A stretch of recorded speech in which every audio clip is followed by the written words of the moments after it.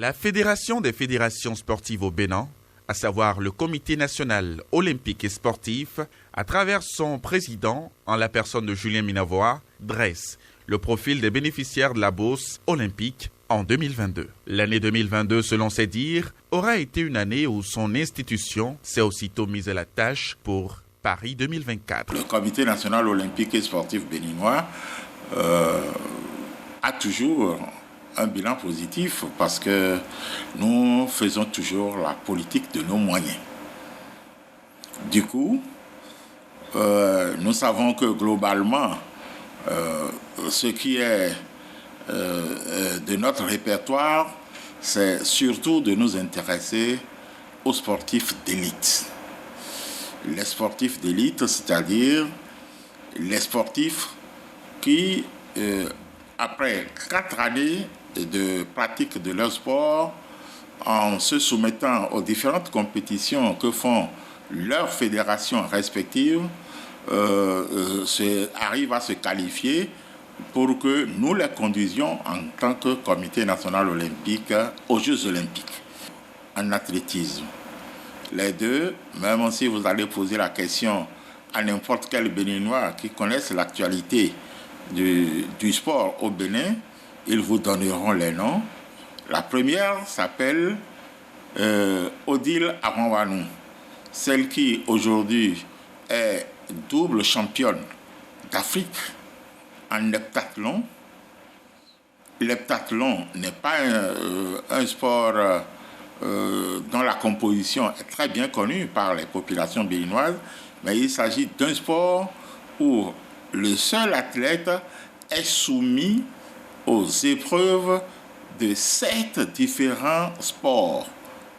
Deuxième personne, c'est Noélie Yarigo, qui a fait notre plaisir à Rio de Janeiro en se classant pour une première fois en demi-finale de la course sur les 800 mètres. Le Bénin n'a jamais atteint ce niveau de compétition au plan des Jeux olympiques. Donc, à ces deux athlètes, il a été renouvelé, parce qu'elles étaient déjà boursières l'Olympiade passée.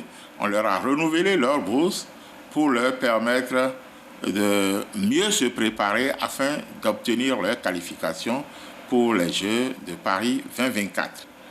À ces deux s'ajoute l'athlète, Rekati, que vous connaissez bien, que les Béninois connaissent très bien, qui est dans l'eau, qui est sur l'eau. Il n'est pas dans l'eau, il est sur l'eau.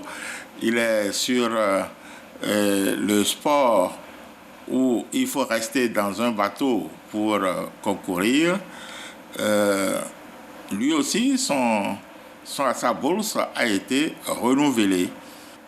Quatrième athlète, c'est le judoka que les gens apprennent à découvrir, qui s'appelle Dosiovo Celtius, à ne pas confondre avec le réseau téléphonique. Lui s'appelle Celtius.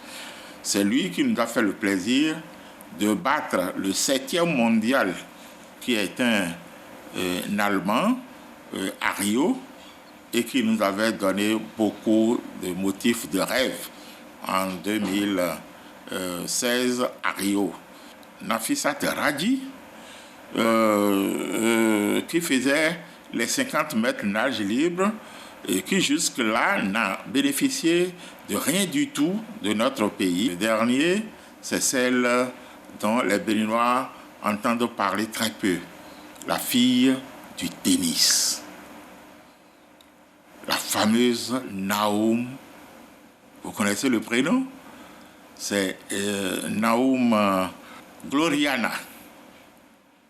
Naoum Gloriana, c'est une jeune béninoise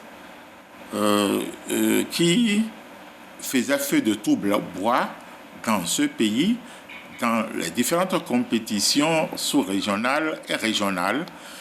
à qui nous avons donc accordé la bourse. Julien Minavoa a également précisé l'apport de son institution aux fédérations sportives par l'entremise de l'assiette fiscale, une innovation du CNOSBN, du management et des valeurs olympiques. 2023 s'annonce sous de bons auspices avec un plan de travail annuel dont le budget est évalué à 433 760 000 dont la grande partie est bouclée, soit exactement 76%.